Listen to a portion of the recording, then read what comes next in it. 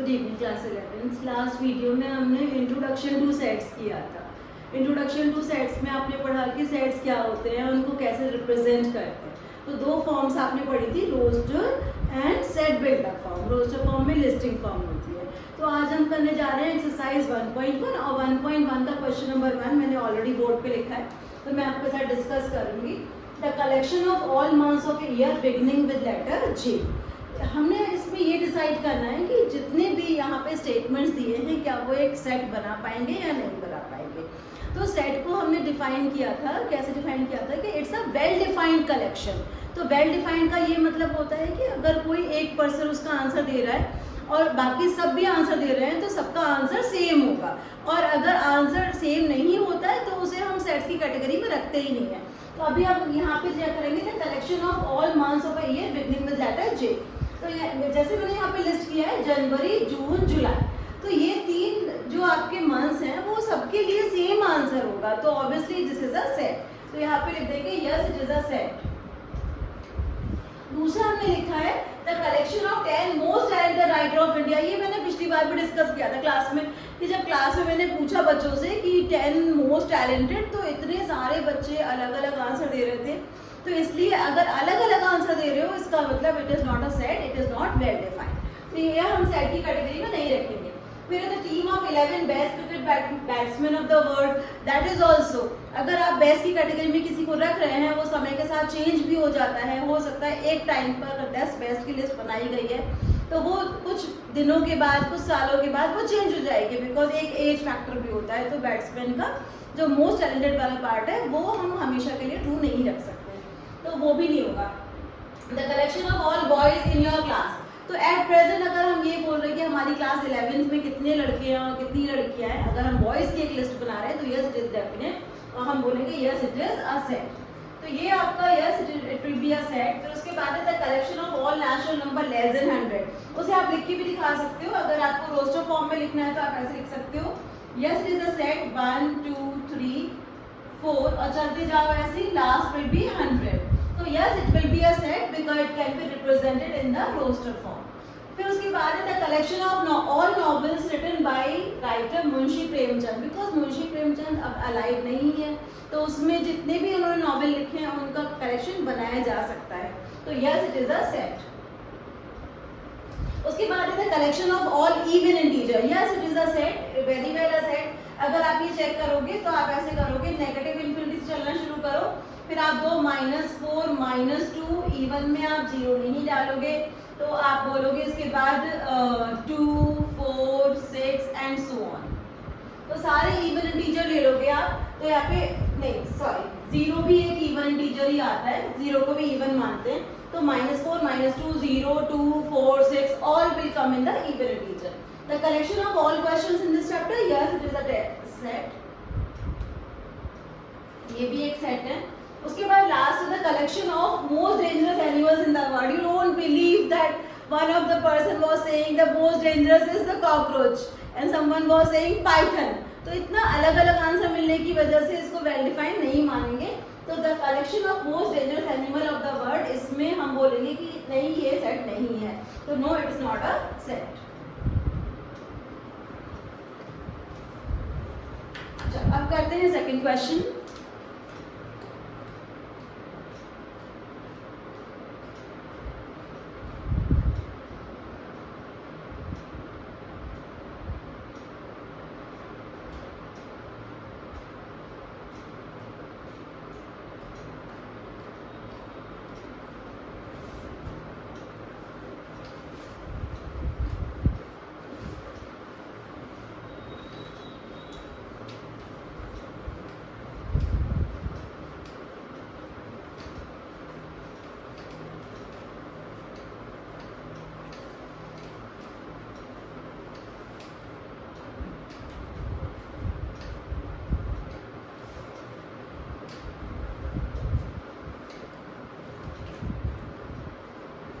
Question number 2 में क्या करना है, क्वेश्चन नंबर 2 में भी इजी है, आपके पास है एक set question number 2। Let us start with question number 2। यहाँ पर ए एक सेट दिया है 1 2 3 4 5 6। ऐसे आपको सेट दिया है और आपको दो साइन में से कोई एक साइन चूज करना है, या तो आप ये साइन चूज करोगे या आप ये वाला साइन चूज करोगे। ये वाला साइन है बिलोंग्स टू का और ये है डज नॉट बिलोंग टू। जैसा कि मैंने आपको बताया था कि ये जो साइन होता है इसको क्या पढ़ते हैं, एप्सिलॉन। एक बार फिर से लिख देती हूँ उसको।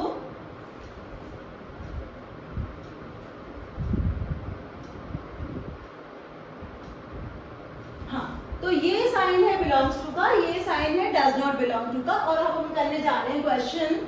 क्वेश्चन में क्या बोला गया है, फर्स्ट पार्ट 5 यहाँ पे ब्लैंक दिया है और यहाँ पर ए दिया है। क्या आप इसमें 5 देख पा रहे हो, ये 5 यहाँ पर है तो कौन सा साइन लगने वाला है यहाँ पर, बिलोंग्स टू। फिर ऐसे ही हम दूसरा क्वेश्चन करेंगे। दूसरे पार्ट में लिखा है 8, क्योंकि हम यहाँ पे 8 को नहीं देख पा रहे तो हम बोलेंगे 8 does not belong to A. Look at the third part, 0 इसमें नहीं है तो हम बोलेंगे it does not belong to A. फिर है फोर्थ पार्ट, उसमें दिया है आपको 4, क्या 4 इसमें लाई कर रहा है, 4 देखो यहाँ चेक करो, 4 लाई कर रहा है तो yes it is belonging to A, yes it belongs to A.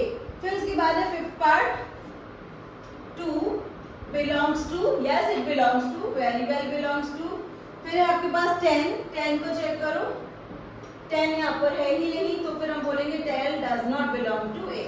So this was simple, just आपको फिल करना है belongs to and not belongs to. बस साइन आपको एक्चुअली इस चैप्टर में सिर्फ साइन जानने हैं कि किसका क्या मतलब होता है। फिर है क्वेश्चन नंबर 3 जिसमें हमें रोस्टर फॉर्म में लिखनी है, तो रोस्टर फॉर्म लिखते हैं।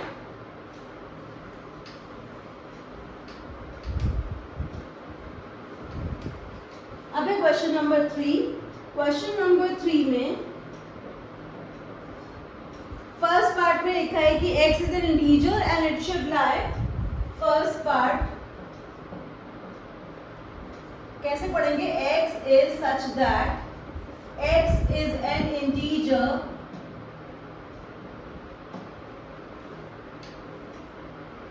And x greater than or equal to -3 and less than 7।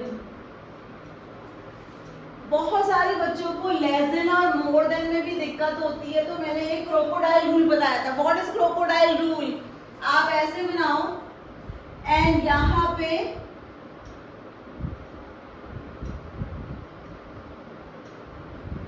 Suppose कि ये क्रोकोडाइल का माउथ है, तो अगर क्रोकोडाइल का माउथ यहाँ से खुला हुआ है मतलब यहाँ पे ज्यादा फिश है, तो हमने यहाँ पे बनाई फिशेस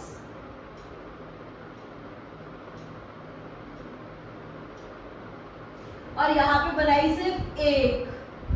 अब क्रोकोडाइल का मुंह किधर खुला हुआ है, जहाँ पे ज्यादा फिश है, तो इसलिए अगर आपको लेस देन और मोर देन में थोड़ी सी भी दिक्कत होती है तो हमेशा क्रोकोडाइल का माउथ याद रखिएगा।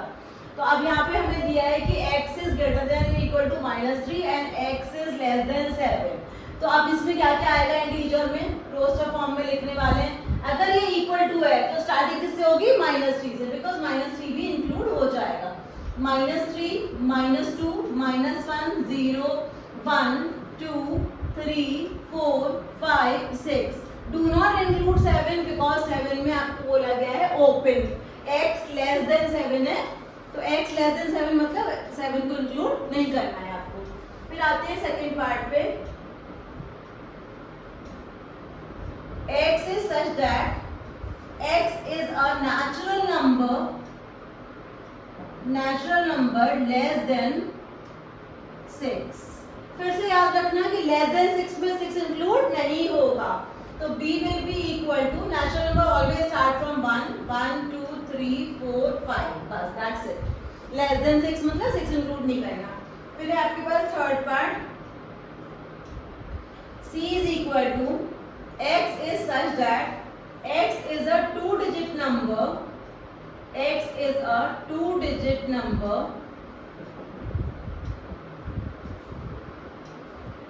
such that sum of its digits is 8।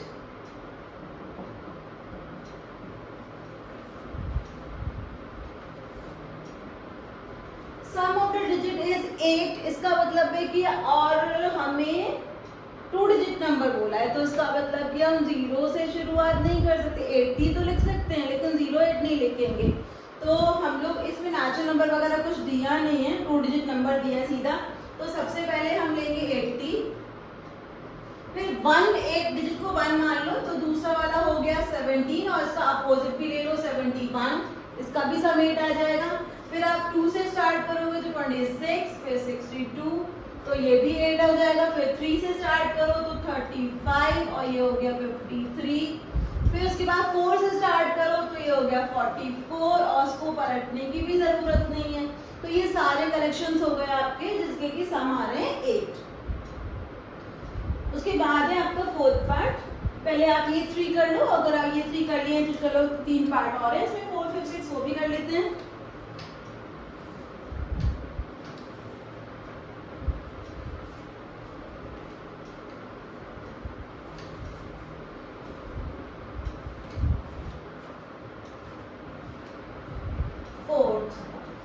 फिर उसमें है d is equal to x is such that x is a prime number, x is a prime number which is divisor of 60, which is divisor of 60।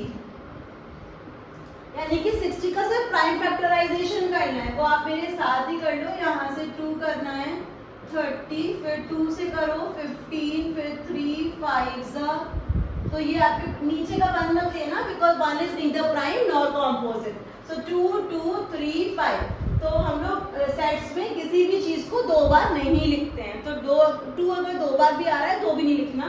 तो यहाँ पर लिखेंगे d is equal to 2, 3, 5 and we have to write only prime numbers.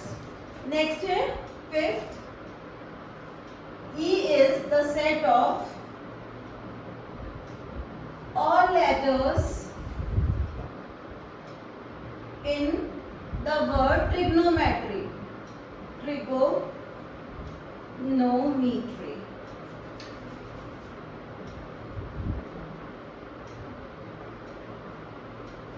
चलो अब एक एक करके बनाते जाएंगे। सबसे पहले स्टार्ट करो T से, रिपीट नहीं करना। फिर है R, करेक्ट, फिर I, G, O, we can write N because we have not written yet, O दोबारा नहीं लिखेंगे। फिर हमारे पास आ जाएगा M, E भी हम लिख सकते हैं बिकॉज हमें दोबारा नहीं लिखना है। R we have written, now last is Y। कोई भी लेटर जो 2 बार आ रहा है उसको मत लिखिए, 2 बार या 3 बार अगर वो रिपीट हो रहा है तो मत लिखिए उसको। फिर है आपके पास 6 part in the last part. F is the set of all letters,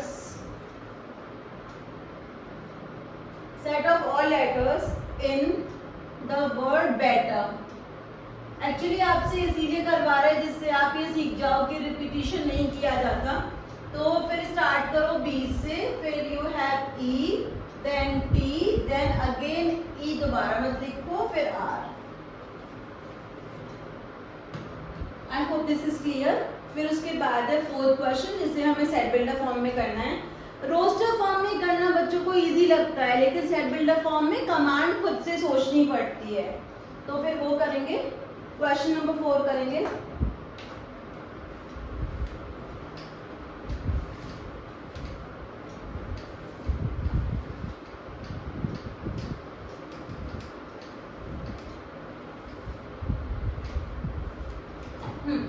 question number 4,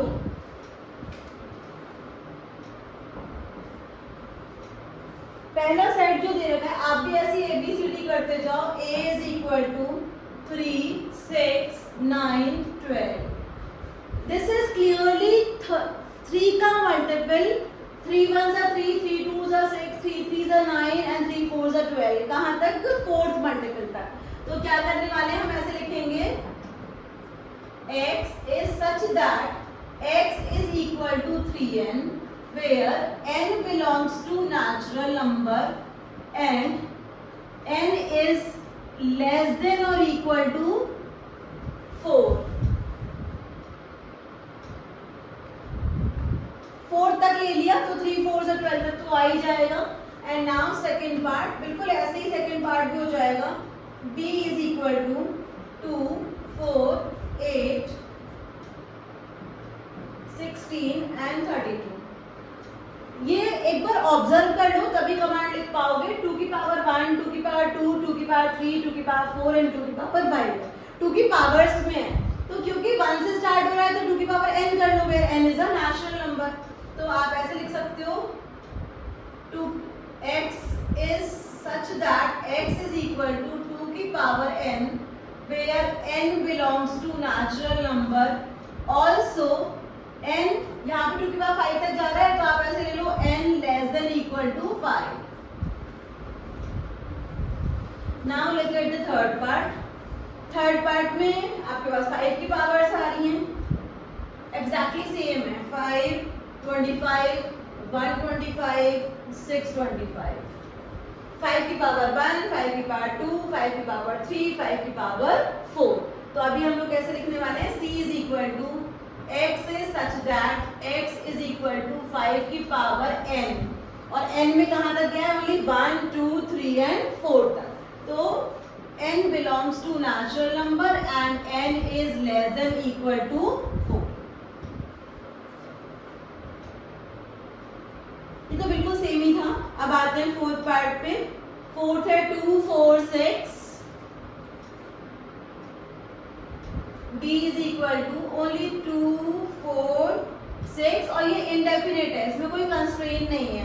तो d is equal to, ये तो और भी ज्यादा आसान है, सिर्फ ये नेचुरल नंबर ही है, वो भी 2 के मल्टीपल है। आप अगर चाहो तो ऐसे भी लिख सकते हो कि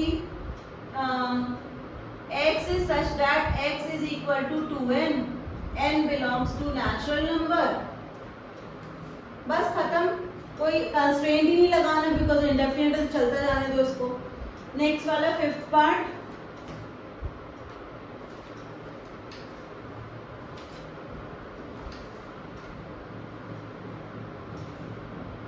फिफ्थ पार्ट में ई ले लो सेट को, A B C D E at लेके चल रहे हैं, ई ले लो। तो दिस इज 1 4 9 और यहाँ 100। ये 1 का स्क्वायर है, ये 2 का स्क्वायर है, ये 3 का स्क्वायर है, ये 10 का स्क्वायर है, मतलब ये n स्क्वायर है। E is equal to x is such that x is equal to n square where n belongs to natural number n less than equal to 10। हो गया, तो आपकी फिफ्थ पार्ट तक हो गया। फिर अगेन फिफ्थ में फिर से रोस्टर फॉर्म है और सिक्स में मैच द फॉलोइंग है। तो पहले क्वेश्चन नंबर 5 करते हैं।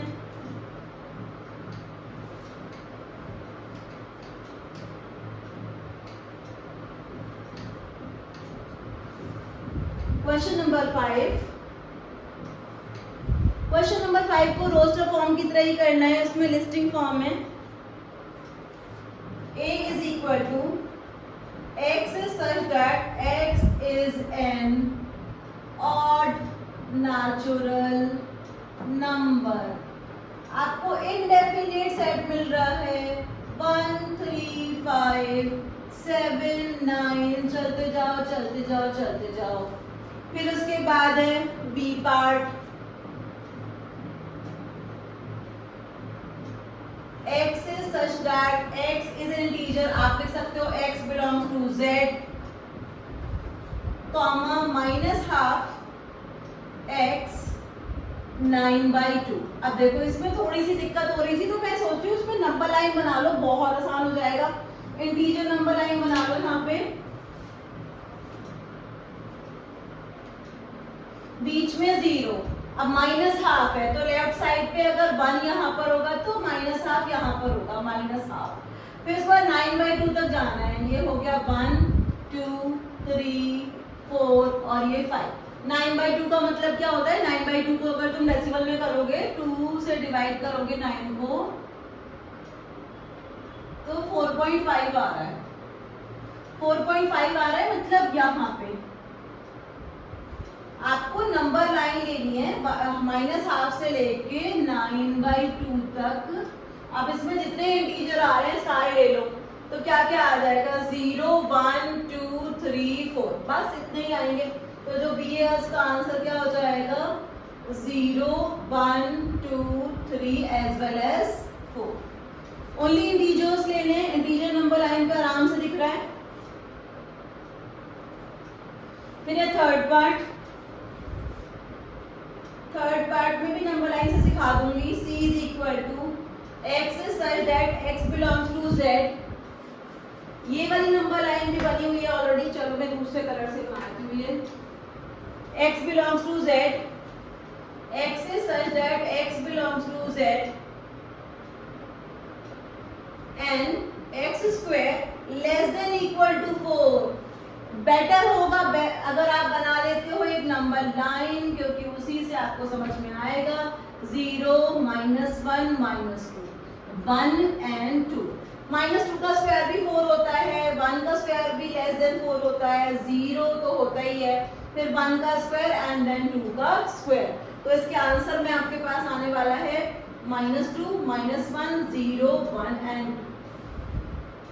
अगर आप नंबर लाइन बनाते हो इंटीजर सारे अपने आप नजर आ जाते हैं कि कौन कौन से इंटीजर इंक्लूड करने हैं। ये वैसे 10th में भी था, प्रोबेबिलिटी में था ये। तो फोर्थ पार्ट है जिसमें कि x is the letter of the word loyal. चलो जी फोर्थ पार्ट करते हैं।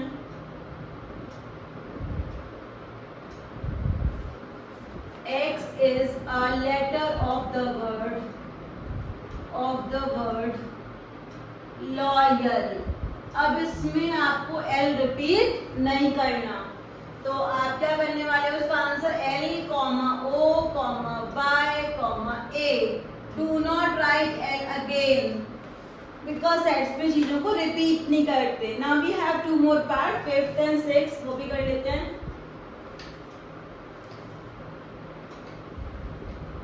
आई होप ये नंबर लाइन समझ आ गई होगी आपको।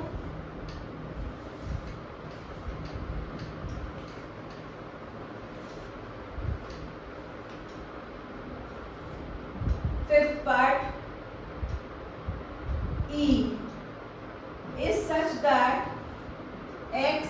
E is equal to X is such that X is a month of year not having 31 days। आप कैसे काम करते हो ये? मैं तो ऐसे नकल्स पे काम करती हूँ। जनवरी, फरवरी, मार्च, अप्रैल, मई, जून, जुलाई, everybody does it like this only. तो अगर हम देखें नॉट 31 डेज, तो ये जितनी भी नकल्स ऊपर आ रही हैं वो 31 डेज के लिए हैं, और यहाँ पर नीचे की तरफ जो 30 डेज है। तो जनवरी से स्टार्ट किया तो नॉट हैविंग 31 में जो फरवरी भी आ जाएगा, ऑल्दो फरवरी में 28 डेज होते हैं, 29 डेज होते हैं। तो यहाँ पे मैं डाल रही हूँ फैब, फिर जनवरी, फरवरी, मार्च, फिर नीचे अप्रैल, जनवरी, फरवरी, मार्च, अप्रैल, मई, फिर जून, जुलाई और अगस्त कॉन्जिक्यूटिव 31 डेज के होते हैं, सितंबर, फिर अक्टूबर छोड़ दो and November, and this is the all. यही होते हैं सारे जिसमें कि 31 डेज नहीं होते हैं। हाँ ठीक है। फिर है हमारे पास 6 पार्ट। 6 पार्ट में कॉन्सोनेंट प्रीसीडिंग के, डायरेक्टली आंसर लिख रही हूँ, चलो लिख लेती हूँ ये भी। X is a consonant which precedes K।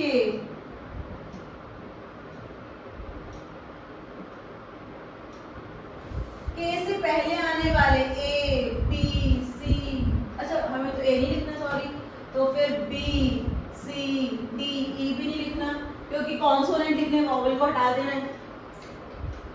ई के बाद F, G, H, I नहीं लिखना, J और K भी नहीं लिखना। तो क्या क्या आ गया मेरे पास, B, C, D, F, G, H, J। Vowels हटाते चले गए और बाकी सारे लिखते चले गए हम लोग। लास्ट क्वेश्चन है question number 6।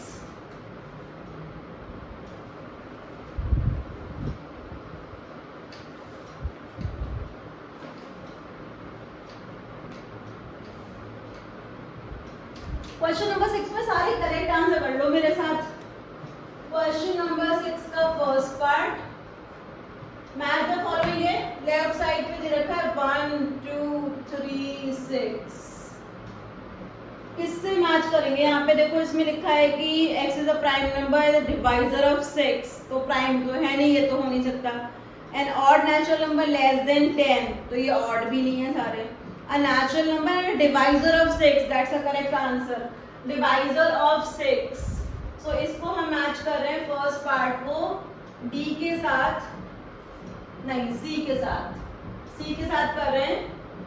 x is such that x is a natural number and divisor of 6,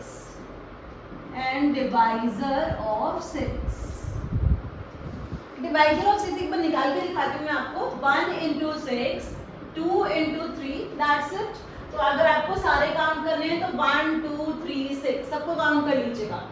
फिर आपके पास, क्योंकि इसमें हमें प्राइम नंबर की कोई कंस्ट्रेंट नहीं है, सारे लेने हैं हमको। दूसरा है 2, 3, ये इसमें ही देख लो कि इसमें सारे नंबर्स में प्राइम कौन सा है, 2, 3। तो जो फर्स्ट पार्ट है जिसमें लिखा है कि prime number and the divisor of 6, this will be the answer of this one. So ये है हमारा ए पार्ट, जिसमें कि आंसर दिया हुआ है x is such that x is a prime number and divisor of 6, and divisor of 6। फिर हमारा थर्ड पार्ट, वो तो बहुत ही क्लियर है, आपका मैथमेटिक्स के लेटर्स दिए हुए हैं, कॉमा लगा के लिखना है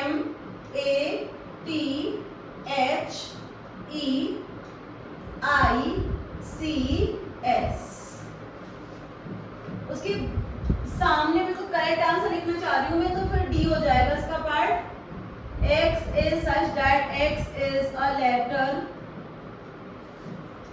of mathematics।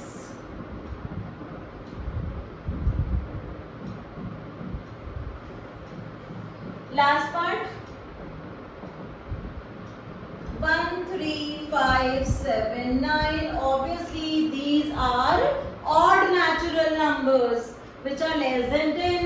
तो हमारे पास बचा भी एक ही था, B part, x is such that x is a odd natural number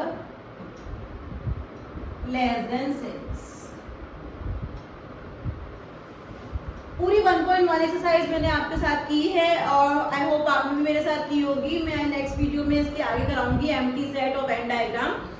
अगर आपने अभी अपनी जर्नी क्लास 11th की स्टार्ट की है, sets is suppose to be an easy subject, तो इस सब्जेक्ट को पकड़ के रखिए सो दैट कि जैसे जैसे हम आगे बढ़ते जाएंगे, क्योंकि सेट्स को आगे बढ़ाएंगे रिलेशंस पे और फंक्शंस पे, तब पहले स्टार्टिंग में सारी चीज़ें इजी ही होती हैं, फिर धीरे धीरे उसकी कॉम्प्लेक्सिटी इंक्रीज होती है। पर अगर आपको नीचे की चीज़ें सेट्स वगैरह का बेस क्लियर होगा तो आप फंक्शंस और रिलेशंस भी बहुत अच्छे से समझ पाओगे। मेरे साथ चलते रहो, सारी जर्नी क्लास 11th की और 12th की बहुत स्मूथली निकल जाएगी। एंड ये जो फियर होता है ना कि क्लास 11th के मैथ्स में और 12th के मैथ्स में ज़्यादा सिलेबस है, लेकिन वो तभी ज़्यादा लगता है जब आप रेगुलरली ना कर रहे हो। आप मेरे साथ रेगुलरली करते रहो and you will win the journey. Okay, all the best.